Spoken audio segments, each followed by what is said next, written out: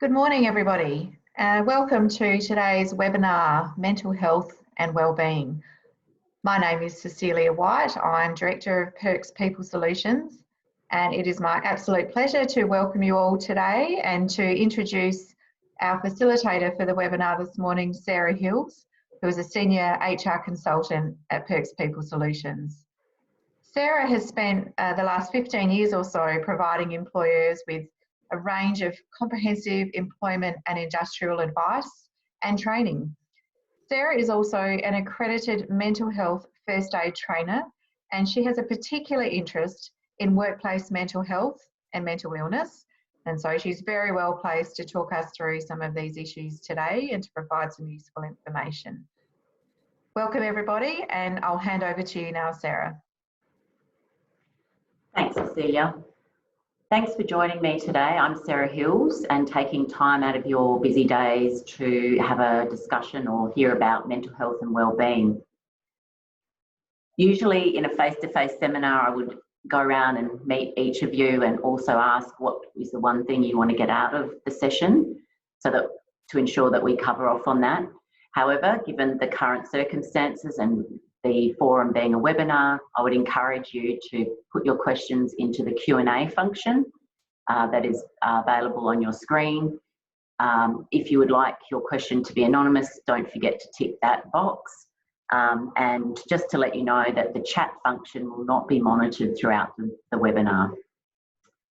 And we have reserved some time at the end to look at those questions.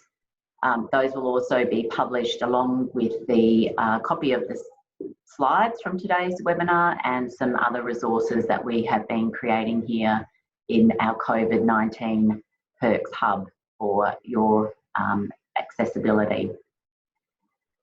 Look, there's been never a better time to have a discussion about mental health and wellbeing, and it has been, it's not just arisen because of COVID-19, but what we are seeing is that the risk factors relating to perhaps poor mental health and wellbeing have been greater than ever because of this global pandemic.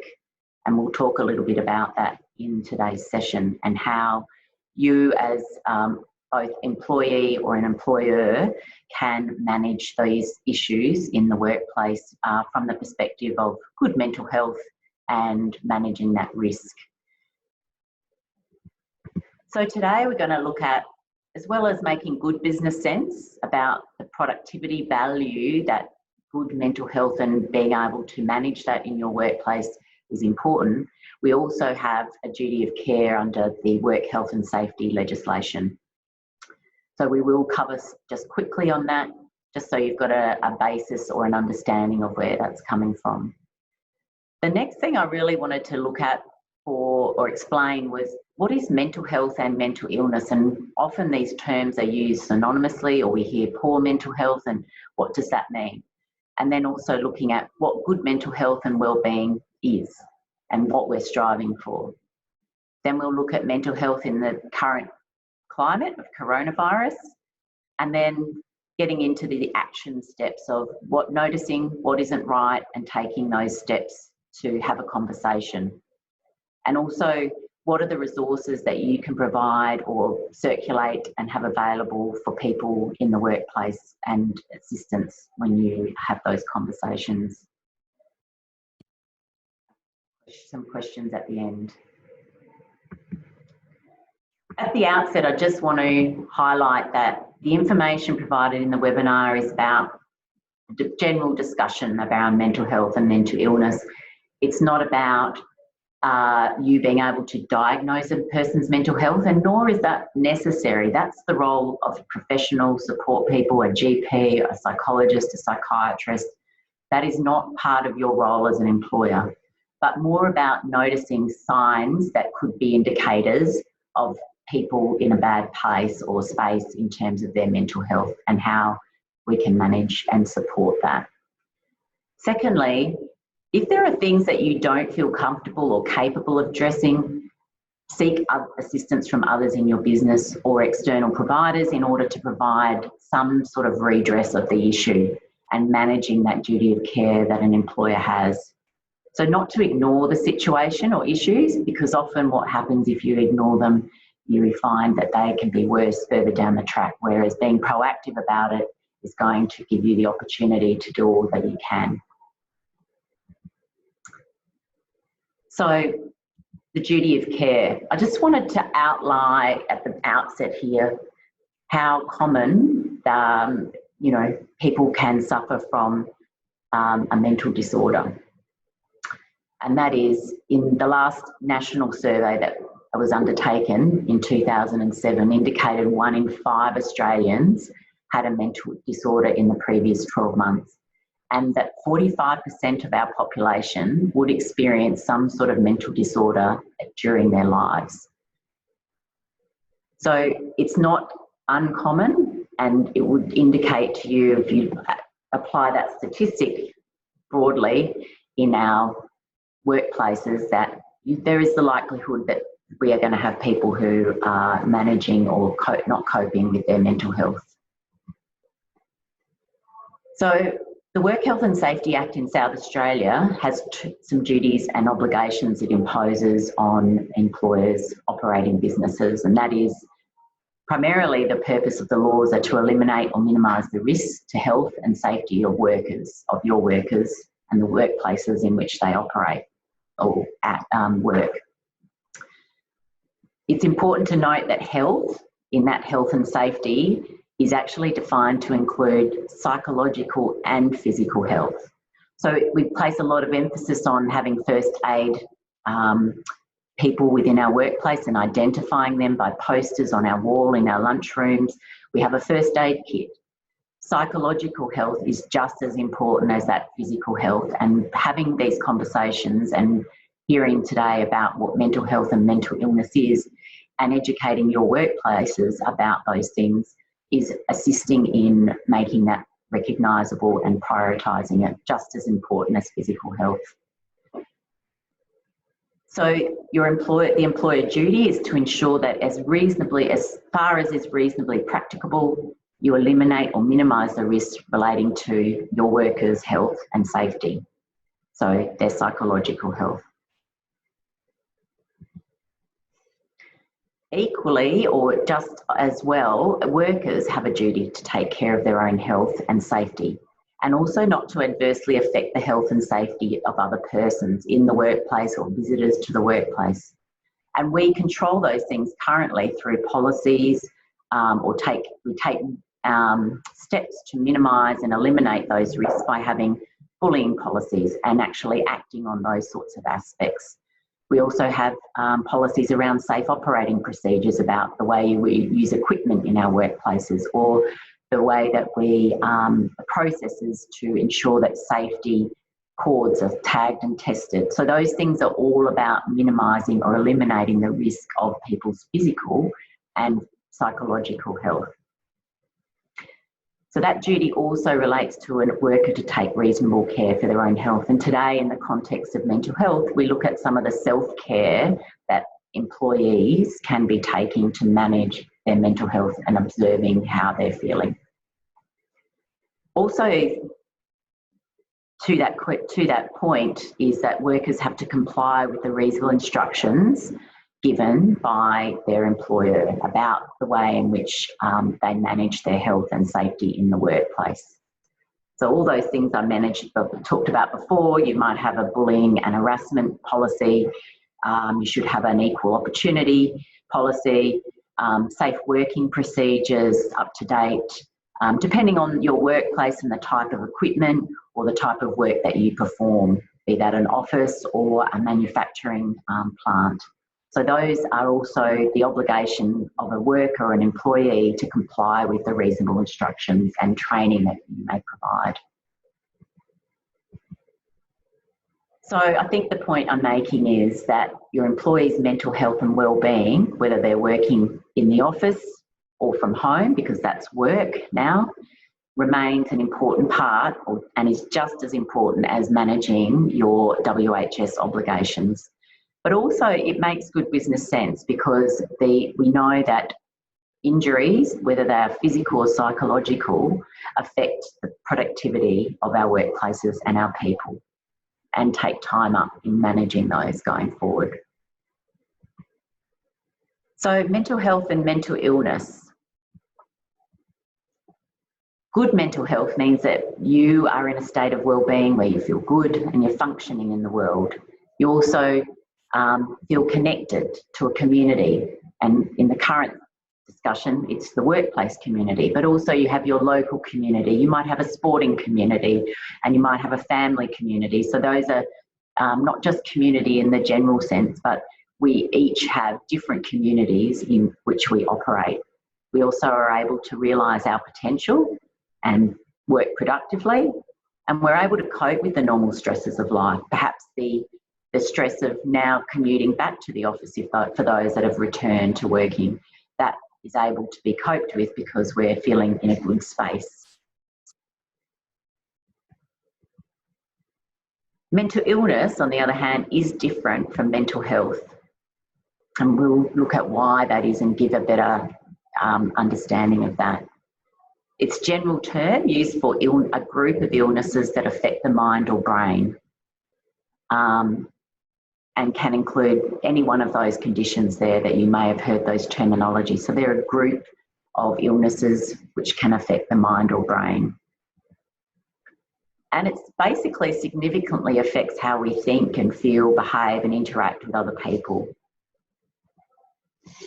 And it's important to distinguish that it's not a character fault. It's not something that means that person, something's wrong with them. It's an illness like any other illness that we're familiar with. And therefore also implies that we can treat it or certainly take steps to treating it. There are untreatable illnesses, but we can take steps to alleviate pain. And likewise, might not be able to cure a mental illness, but we can certainly take steps to manage it, but also manage how we, digressing from there and managing it would be the strongest thing that we can do where it cannot be cured. I think it's important for a visual to have an understanding of how the two intersect. And that is, if you think of them like our mental health, our mental state is a continuum. At one end, we have good mental health where we're being positive, we're functioning in a healthy manner, we're communicating, we're productive. And then at the other end, the very severe end, is where it's impacting on our everyday functioning, and that is our interactions with people, the way we're feeling. And at any one day or point in time, we can be along that scale. We might not always be up, and we might be just floating along in the middle. But what we are trying to identify is managing to get back to an optimum point of positive mental health, and trying to, not go down the far end if we can manage it and identify it. So I think these are really useful to say that when we think of mental health and mental illness, think of them as separate entities and working independently. But it's important to understand that we can have good mental health but living with a diagnosed mental illness, but it's being treated successfully. So we can still be up and functioning and feeling like we're contributing to our community, whichever community that might be. But that's because I know I've got a mental illness and I'm taking medication for that, or I'm managing it in whatever ways is relevant to me. But I'm proactively managing my mental illness so that I can continue to experience good mental health most of the time. You could have poor mental health, however, but not have a mental illness. So that's not necessarily that you will be diagnosed with a mental illness, but you still might not be travelling well in terms of your mental health. And it's also important to note that mental health issues like stress, where it's intense or allowed to continue, can possibly lead to a diagnosable mental illness. And so today what we are trying to identify is within our workplace, if we identify someone might not be travelling so well or coping, how can we assist them to help themselves or to encourage them to get help from professionals in order to avoid the decline in their mental health to the point where they might be suffering from a mental illness.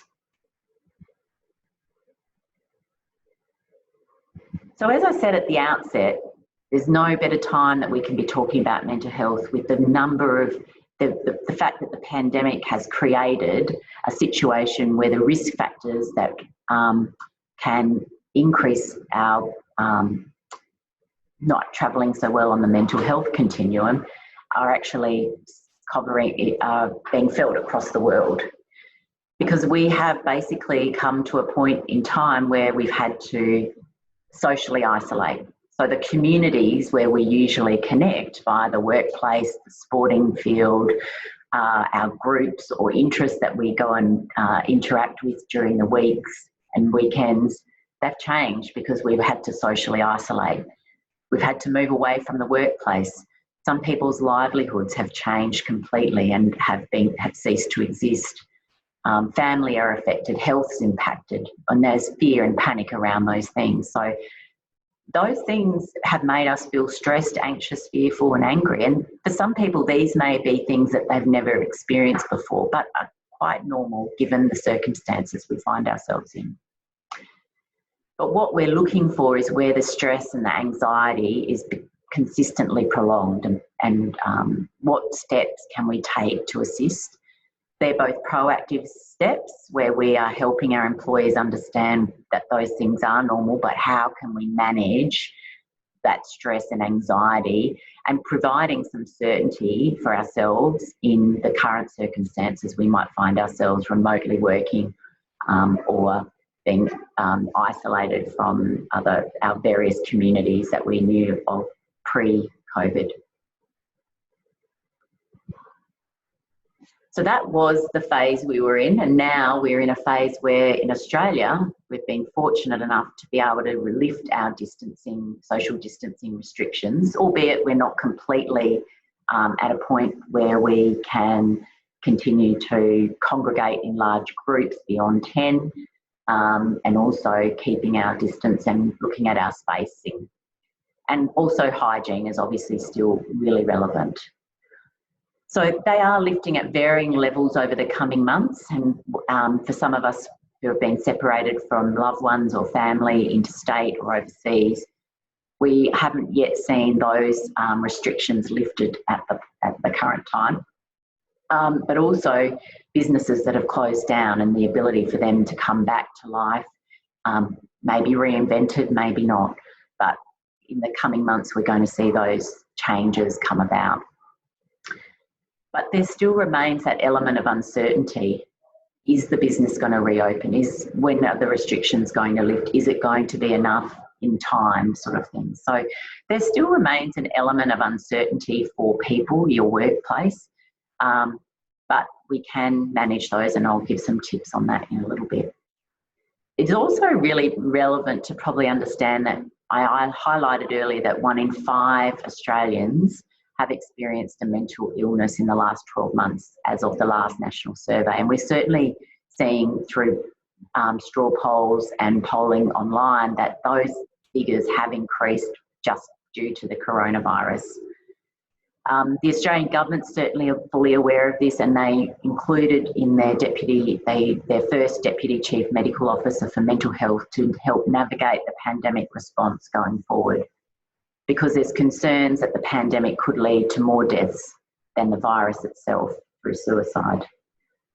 So it's important that we manage and see the importance of not just resuming our economic imperatives, but also that in doing so, we take this approach that acknowledges both the hygiene regimes that we need to encourage, but also the mental health aspects to returning and managing that in the workplace. So just to recap, if you have good mental health, you feel good. You've got perhaps experiencing emotions that include happiness, joy, compassion, and satisfaction. You also feel like you belong to a community and that you're making a contribution. So some of you may have seen, and certainly during when we went first to social isolation, there was a really great emphasis, an important emphasis on making people still feel connected and encouraging people to remain connected via social and online platforms. And also the fact that you would notice that the government was certainly highlighting to its people that the contribution they were making by socially isolating was to help those that are more vulnerable in our society to not be subjected to the spread of the virus. So it was all about flattening the curve, and therefore reminding people that by staying home, they weren't just looking after themselves, but they're also providing to the greater good the aspect of not spreading the virus. So firstly, as an employer, the communication with your employees, where they're working in the office or working from home, should be regular. You know, weekly, fortnightly check-ins with individual employees, daily even. Communication is vital. It doesn't need to be over communication, but it does need to be regular and it does need to be consistent. And that provides that certainty that you can at least control about staying connected with your workplace. Also, what can you control within the workplace? And that is talking to people, keeping them online, checking in with them. Those certainly will build our ability to have that ongoing communication with our employees. And that's regardless of whether they're working or stood down, etc. And those things are going to need to continue even as people integrate back to the office or to the workplace, whatever workplace that might be. And those communications are still really important to know what's going on with work. So there's some certainty that you can provide. And sure, as an employer, you may not know a date when you might return, but you can pitch out 1 week, 2 weeks and say, for the next 2 weeks, we are going to practice integration back to the workplace. We'll have 50% on, 50% off, or whatever works for your workplace, and we'll talk a little bit about that later on. That what can you provide in terms of certainty and workplace practices, etc. going forward? What's going to be what's best for your business in the current circumstances, given the information you have to hand? So the information that's really important that we need to communicate to our employees is maintaining a healthy lifestyle, physically and mentally. Daily routines. So people's daily routine pre-COVID was quite well known or structured for them, and for some people that's very important, but at least they knew what they were doing. When we had to return when we had to go home and socially isolate, the structure of getting up, getting dressed, having a shower, going to commuting to work all changed. So really important that people create a structure for their working at home environment, that they have a dedicated space, but that they remain physically active, taking breaks. If they're not the exercise type, then what are they doing in terms of time out? Do they walk to their local cafe for a coffee, walk around the block and come back to the meeting that they're about to have? So reminding people to keep physically active. There certainly is a link between exercise and good mental health.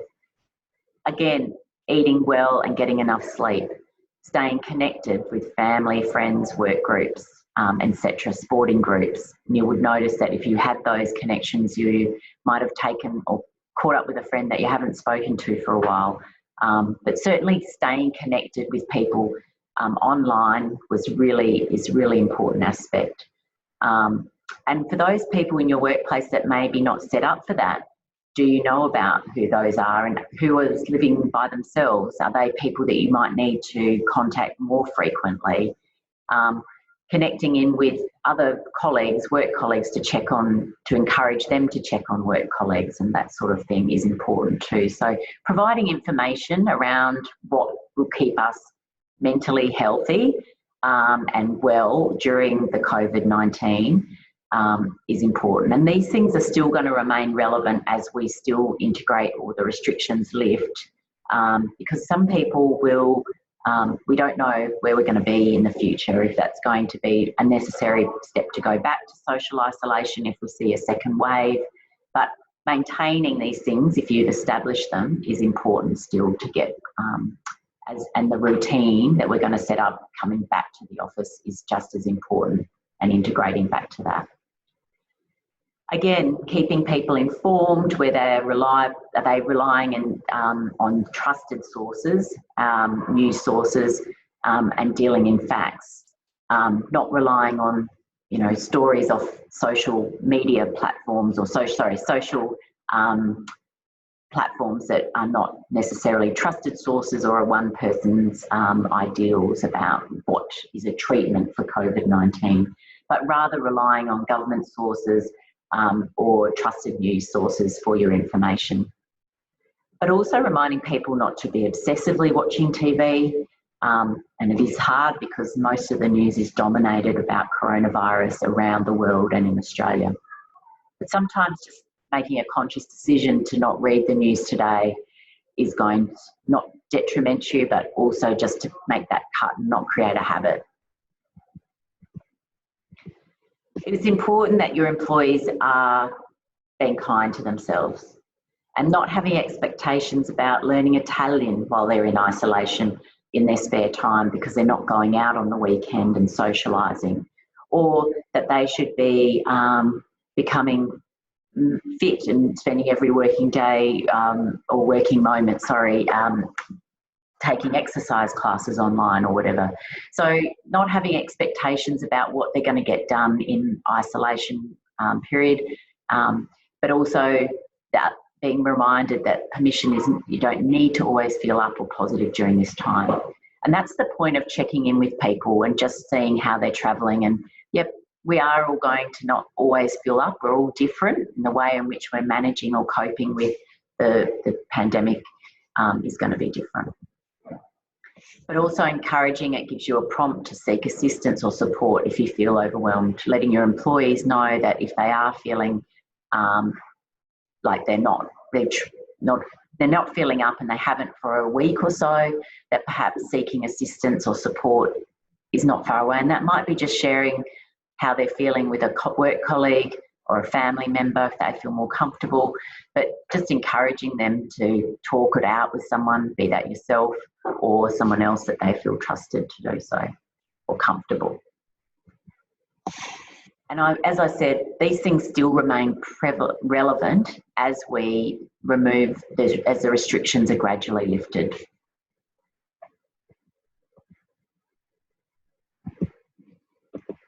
And I think I've made the point, have conversations with employees and make observations about someone who maybe not acting as they would usually. And on an online environment, that can sometimes be more difficult than when you see someone face to face in the office, but there's different signs you might be looking for. Perhaps they were up and feeling buoyant at the beginning, but have changed over the course of the week, the weeks that they've been working from home. So just observing those things, and if you don't feel comfortable about something, taking steps to maybe have a conversation, and we're going to talk about that now. So just so that it's also important to, I guess, communicate the signs and symptoms of anxiety, and I've focused on one disorder in that group of mental illnesses, of which there are many, and we highlighted at the beginning. Mainly because I guess stress and anxiety, they're not interchangeable, but they are things that we would most commonly see coming out of the current situation of the virus. So, these are the kinds of things that people might identify with. Again, some anxiety, it's when it becomes prolonged. We're talking, 2-3 weeks where people consistently are feeling anxious. If they're feeling up sometimes and down the other, that's not so bad, but I guess it's different for different people. And I guess if people are concerned about how they're feeling and they're not feeling up, then that's when we can seek professional assistance, or encourage someone to seek professional assistance from their GP. The physical signs are shallow breathing, shortness of breath, chest pain, dizziness, tingling, muscle aches and pain. So any of those things could be signs or symptoms of anxiety, and encouraging people again to seek the assistance and consulting with their GP is really important here. They are identifying with any of those symptoms or signs ongoing. When we talk about observing those things, it might be difficult online or remotely over the telephone, depending what sort of mechanisms you have for communicating with your employees. So what you might notice is that work environment, be remotely working or in, even when they come back to the office, you'll notice things like joining meetings and not on time, or not hitting deadlines, not speaking up like they normally might, either with managers or colleagues. You might check in with others, work colleagues, to see whether they've been speaking to someone in the work group that you have concerns about. Are they distracted or seem short in meetings, or reacting in a different way from which they normally would, or that is not appropriate perhaps? Also a lack of interest in work or new projects. Now, some of these things are signs that you can observe through a meeting. If you've got an audio visual of a meeting that's happening online, a Zoom or a Microsoft Teams, or you might notice them logging on late.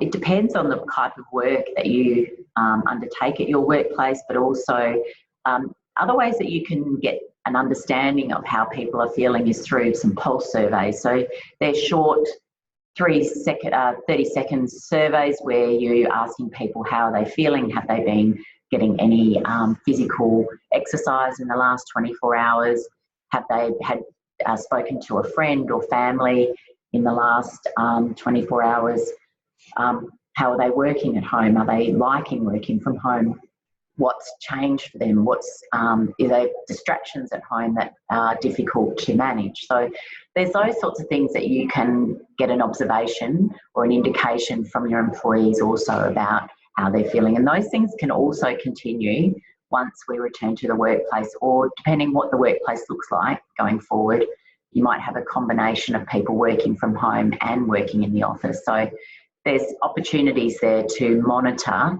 how people are feeling in terms of their wellbeing and mental health.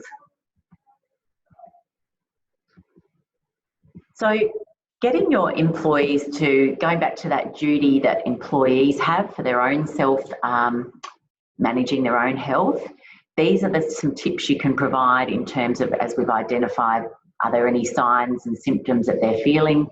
Are there things that are making them feel stressed or overwhelmed? And about the pandemic. Some of these will be less relevant now as we move towards restrictions lifting, but we haven't got a vaccine for the pandemic or the virus yet. So we have been told that, you know, we may experience a second wave.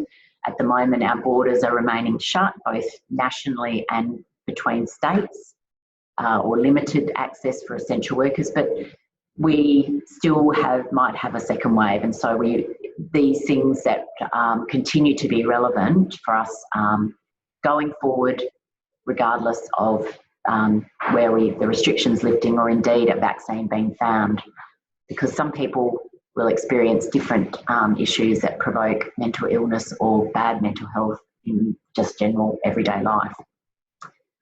So get them to be recognising if they're feeling stressed or overwhelmed, to think about those things that might not be, they might seem just off the cuff things, but are they actually constantly checking the news and becoming a little bit obsessed about that?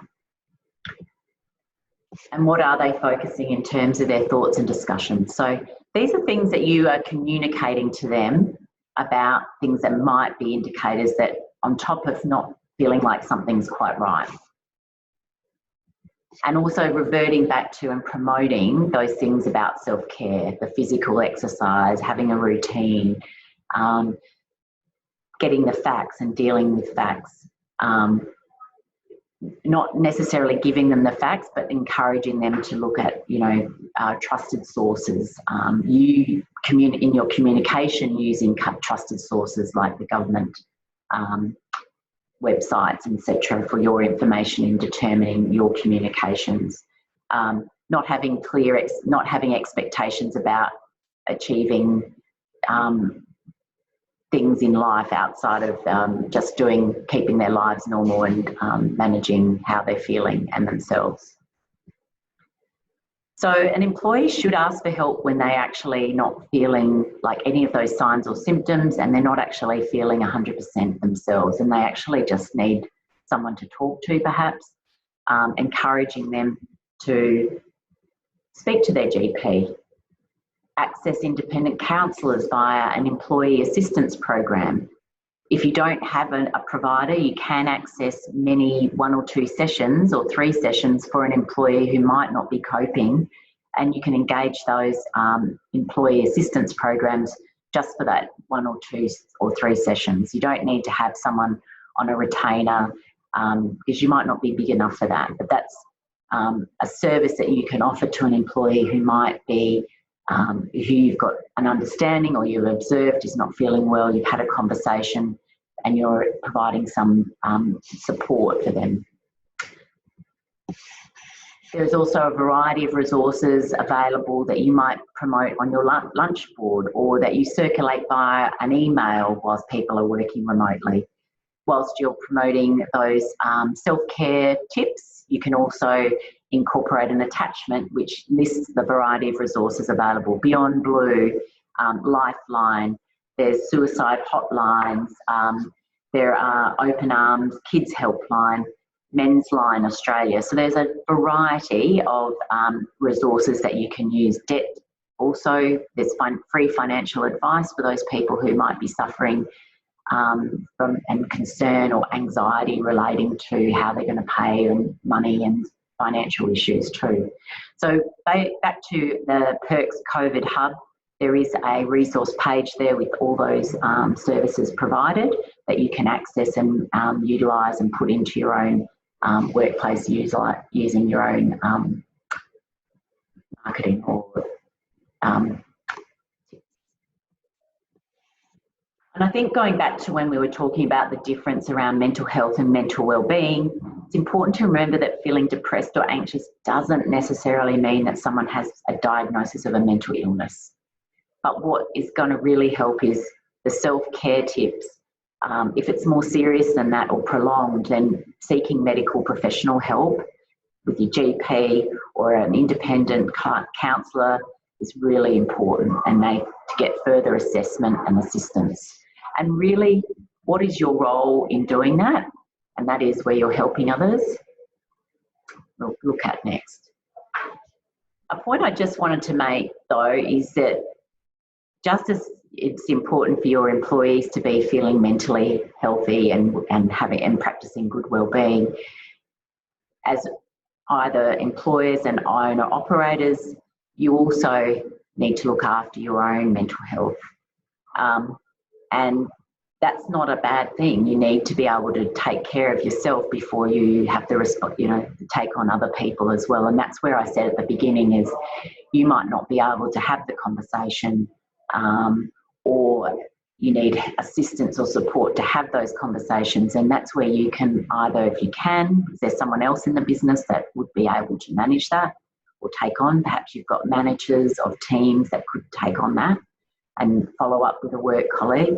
Alternatively, you're getting assistance for yourself, and in terms of having the conversation, you might get some external assistance to help you through that process. It just depends on the size of your business and your resources at hand. So if you're not in the right headspace or the right person to have the conversation, perhaps you have not a good relationship with someone that you are concerned about, you can try and think of someone else. Within the business or the employee support network, is there a work colleague that you could ask to check in on somebody? So that's an important point to take. But in terms of helping others, there are a number of conversation starters, and there's lots of resources online if you want to get out there and Google. But I've looked at a few, and I think I've come to a simple 4-step process. And what we'll go through each of these, but how that actually culminates in a conversation. But probably one of the easiest ones is that "Are you okay?" Cliche, but it's got a lot of value to it, and I think we will step through that now. So recognition, what does that mean? By asking, are you okay, or starting a conversation, you're letting the person know that you've noticed that or observed that something's not right, or you have a feeling that maybe something's not right. They don't see themselves, and it can be as simple as saying, is everything okay? I've noticed that you haven't been turning up to meetings lately. You're not turning on your audio when we have a meeting, or the way in which you're communicating with people in the meeting seems, you seem withdrawn, or you're being short with people. I just wanted to check in and see if, how things were going. That's the trigger, hopefully, for someone to have a conversation, and we'll talk a little bit about people who may say, yep, I'm okay, and you might continue to have concerns. But if someone does open up to you, then what you're doing is you're recognising also that they have something's worrying them. And what is it that's worrying them? You need to take their feelings at face value. So validating the way they're feeling and it's making them behave or feel is important in having that conversation when they respond. So when they confirm they're feeling anxious, you show them understanding by listening. And as this goes back to the other point, you've got to accept and recognise that people are different from you, and their threshold for stress and anxiety is very different. Everyone is going to be different. And on that continuum of mental health and mental wellbeing, they're going to be at a different spot from you as a result of triggers that are part of them inherently. But also that you show them, you can repeat back to them by listening and repeating back to them to make sure you've understood correctly. But if you, what is their health, their concern, and what is making them anxious, and getting to the point of that or understanding that. You're showing compassion to that person and kindness that demonstrates that I can see you're not actually doing so well and I want to be able to help.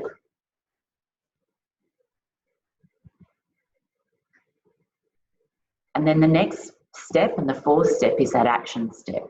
That is, let them know it's okay to ask for help or support, and encourage them that there is help available, and that's where you can provide them or point them to the resources that are available publicly. Some of those ones we talked about before. Beyond Blue has a 24/7 hotline, Lifeline a 24/7 hotline. Accessing their GP, encouraging them to go and see their GP to get some help, or to access an EAP if they need it. Maybe asking them for what ideas they have that might help them feel better. Just listening to what they have suggestions for is also important. I just want to play you a short video which culminates or brings together those four points and things, and about having a conversation, finding a safe space, preparing perhaps for a conversation, but not delaying it, but also making the time to have the conversation, and also be aware that someone might respond to you by saying, yeah, I'm not feeling so well, and how you can assist them with that. Alec and Jenny enjoy a good laugh at work, though Alec's noticed Jenny has been distant and distracted lately. His gut is telling him something's going on. We want Alec to trust his gut, reach out to Jenny and start a conversation. Alec's a bit worried he could say the wrong thing, but he can feel confident if he follows Are You OK's 4 conversation steps. Ask, are you okay? Alec should pick a comfortable, quiet place and the right time to ask Jenny how everything's going. He can mention his concern and the changes he's noticed. Alec should listen instead of trying to immediately fix Jenny's problems. Encourage action. Alec can help Jenny think of steps she can take to manage her situation, such as chatting to friends or family, a GP or other professional support, such as an employee assistance program. Alec should check in a few days later and let Jenny know he's been thinking of her and wants to know how she's been going. If Jenny's not ready to chat to him, he can encourage her to open up to someone she trusts. If you're worried about a workmate, reach out and start a conversation using the 4 steps. Ask, listen, encourage action, and check in. Alec can make a difference, and so can you. Are you okay? So I think that's a really useful little video that just encapsulates those 4 points that we talked about. And you can use those sorts of videos in the workplace to promote other employees asking and having conversations with other employees in their work groups or their teams. But it also opens up a conversation within your workplace and using to check that people are okay. And that website has a number of videos that are really useful that might fit your workplace, given your circumstances and the type of people that work at your workplace. And the number of videos there that relate to some people who have had so much support from their workplace, or one conversation starter for them has saved a life.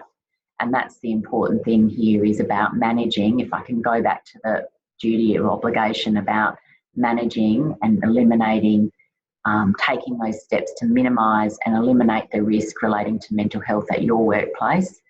These are the steps that you can do to help by providing information about self-care, providing information and resources about someone who might observe in themselves that they are not coping, and because they might not engage with someone, they can certainly, there are services out there that they can access.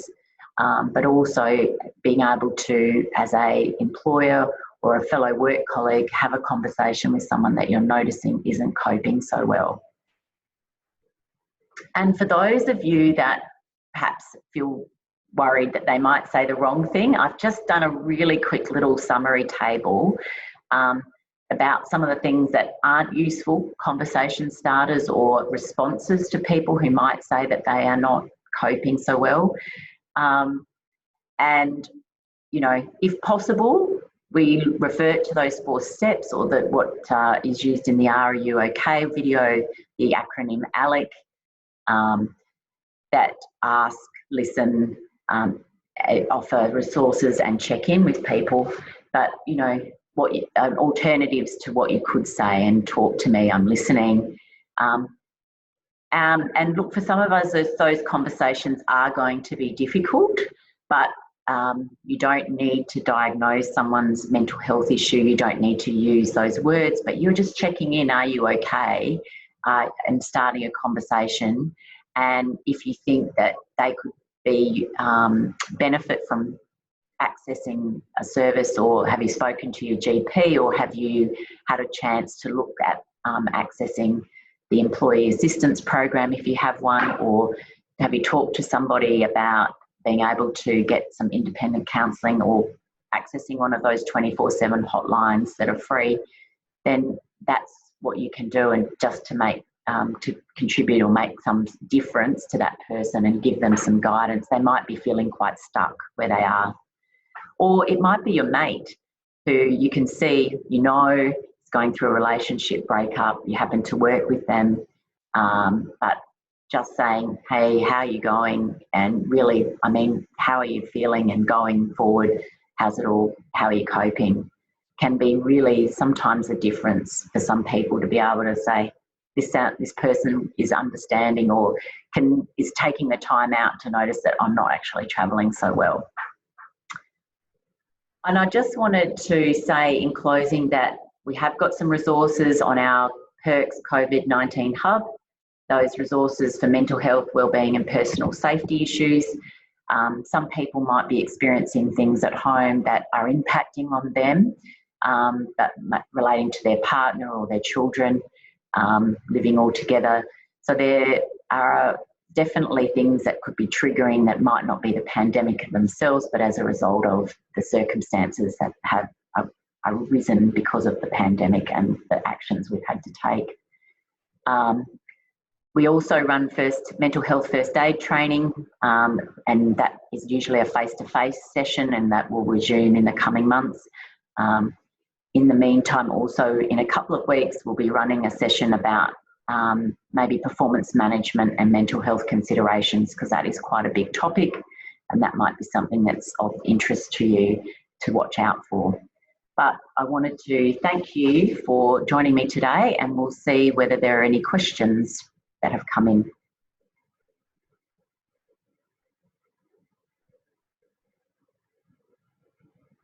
Sarah, thanks for that. We have had 2 questions come in. The first one being, how do I manage the process of moving employees back to the office from the perspective of promoting or preventing another stress due to the change? Okay. Look, there's not any one approach that's going to assist you, but rather what's good for your business.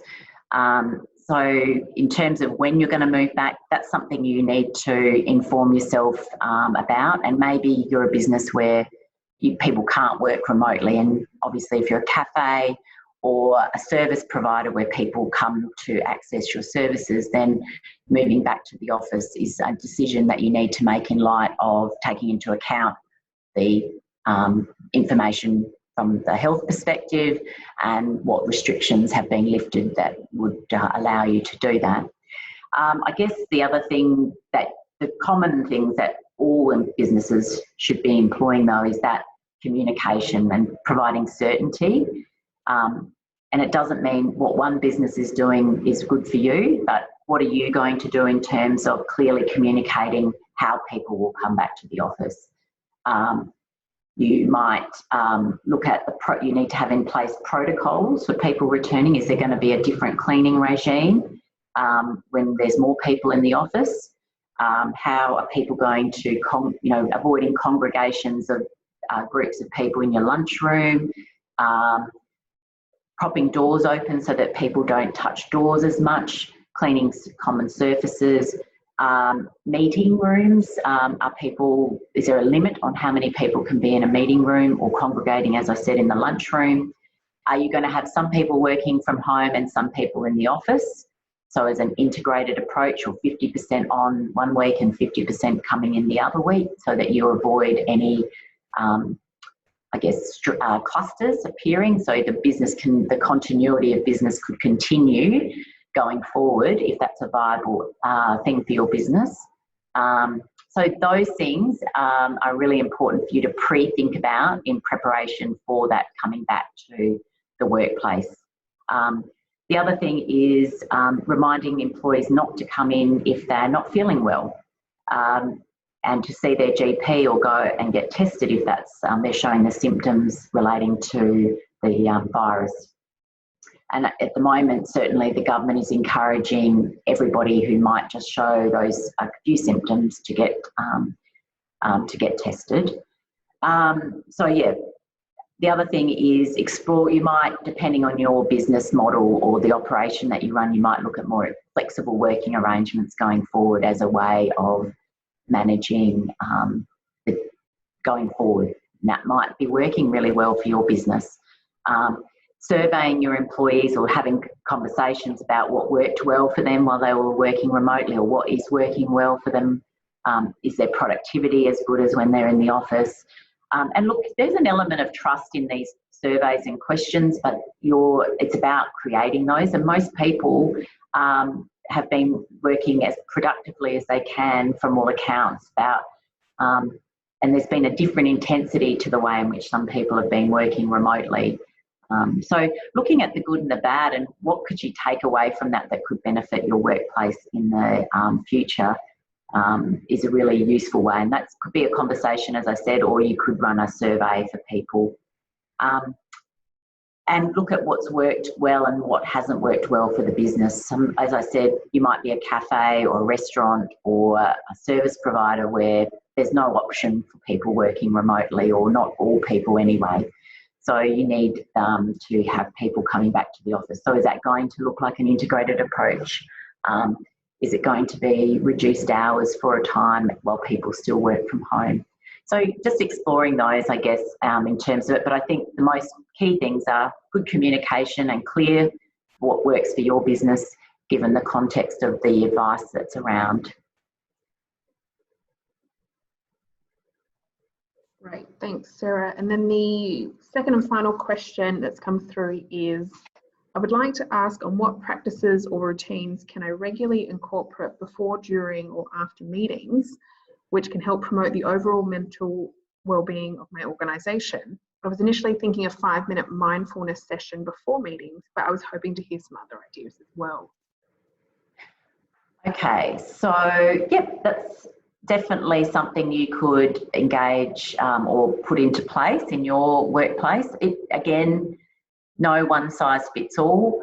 So looking at your business and the type of employees or operation that you have, whether that sort of thing is going to work is a consideration. So you could have a mindfulness or meditation session.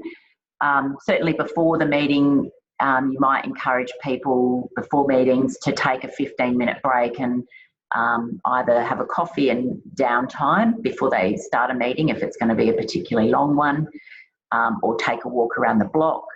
So there again, all these kind of self-help tips, I guess. Making sure that your meeting is actually a necessary meeting is always a good point, a starting point too. You don't want to have a meeting for the meeting's sake. So in short, let's assume that your meeting is a relevant meeting, and keeping them on point and relevant is going to help too. If you're having continuous meetings for no particular reason or outcome, then those don't help people's mental health, I guess, or well-being. But also, as I said, encourage perhaps a walk or a 15-minute break before a long meeting's going to come up.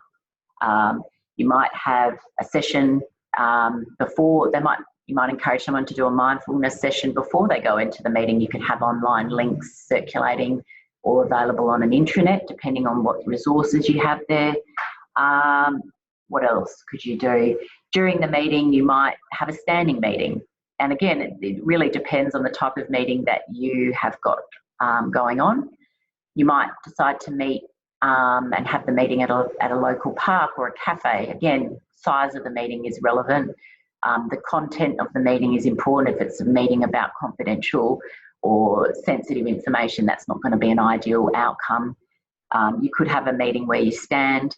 The other thing I think that's important and a consideration certainly is, do people should leave their iPhones and laptops outside the meeting, so they're actually being present in the meeting about what's going on there. And again, that will suit the kind of workplace and is it relevant to your workplace. And then I guess following the meeting, any one of those things, you encourage people to walk around the block, take a break? Do you have meetings at optimum times of the day as well? What works for people? And everyone's different, but asking people what they prefer in terms of their regular team meeting or work meeting can be useful information for you to structure some routines around good well-being in terms of and necessary meetings. So I think those are some tips that you can take away in relation to mindfulness and well-being in a meeting space. Hope that helps.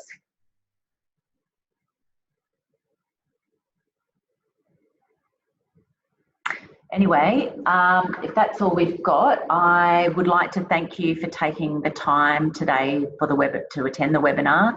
I do hope you've taken away at least one new thing or bit of information that you can implement in your workplace. And if you have any queries about mental health, first aid training, or bigger issues of dealing with people in your workplace with mental health issues, certainly reach out. And thanks for your time. Hope you have a good day.